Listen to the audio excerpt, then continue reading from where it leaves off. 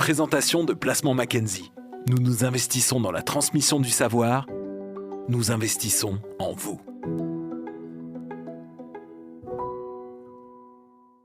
Bonjour, ici Denis Lalonde. Bienvenue à ce 209e épisode des Gestionnaires en action. On parle aujourd'hui avec Marc Lécuyer, gestionnaire de portefeuille à Cote-100. Monsieur Lécuyer, bonjour. Bonjour.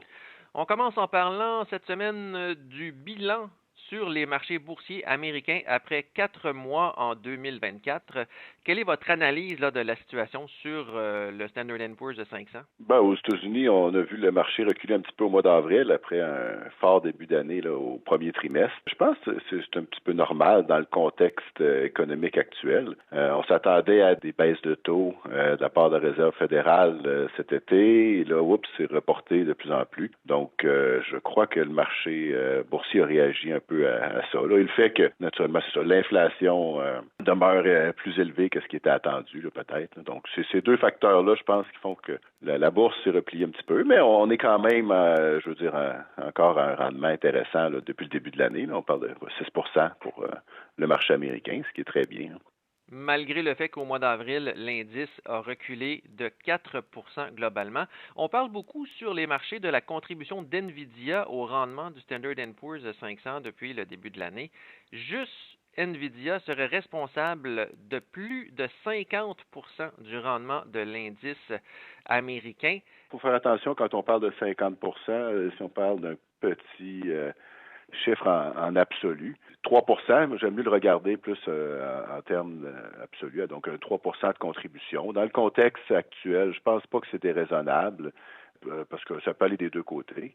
Et dans le contexte où maintenant on a sept entreprises là, qui représentent un pourcentage important de l'indice, là, ce qu'on appelle les magnifiques 7, là, communément, là, Apple, Microsoft, NVIDIA, Google, Meta et ainsi de suite, Amazon.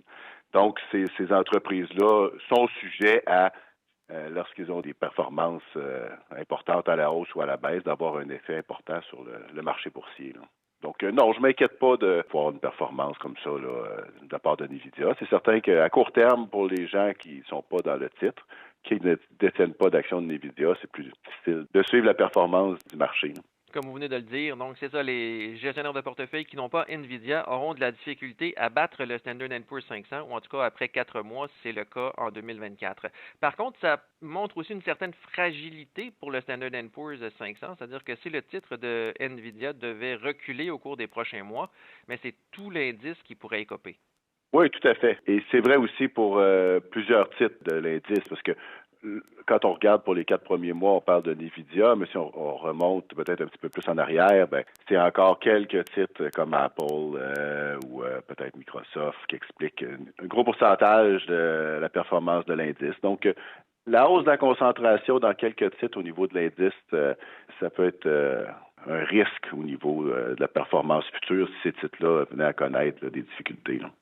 Et sur les marchés canadiens maintenant, après 4 mois, l'indice Standard & Poor's TSX, qui est en hausse d'un peu plus de 3 on semble avoir un peu moins de bons rendements au nord de la frontière. On n'a pas de compagnie comme NVIDIA au Canada, donc ça explique peut-être un peu la performance un petit peu moindre de l'indice. Cependant, depuis un mois, on a vu le secteur de l'énergie qui peut-être pris le relais, donc au niveau de la performance. Donc, l'indice canadien a moins reculé, disons, au mois d'avril que l'indice S&P 500. Là. J'aimerais vous poser une question en terminant maintenant parce qu'il y a beaucoup d'investisseurs, là on est au début du mois de mai et évidemment à chaque année il y a beaucoup d'investisseurs qui parlent de vendre en mai et de revenir sur les marchés boursiers plus vers l'automne.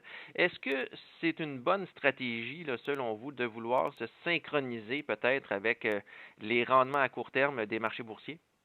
À notre avis, c'est très difficile à faire et nous, on préconise plutôt d'être investi là, toute l'année. Donc, on est généralement pleinement investi dans nos portefeuilles. On n'essaie pas de bénéficier de certaines tendances, supposément là, saisonnières. Donc, on a l'effet en janvier aussi sur les petites capitalisations. Donc, souvent aussi, on se dit que le mois d'octobre est le pire mois de l'année. Donc, il y a plusieurs facteurs, des fois, qui peuvent expliquer des performances au cours de l'année, mais nous, on préfère être investi là, de façon permanente là, et d'y aller plus au niveau de l'évaluation spécifique du marché ou des titres en portefeuille plutôt que de regarder sur des effets saisonniers. Là. Merci beaucoup, M. Lécuyer. Un plaisir.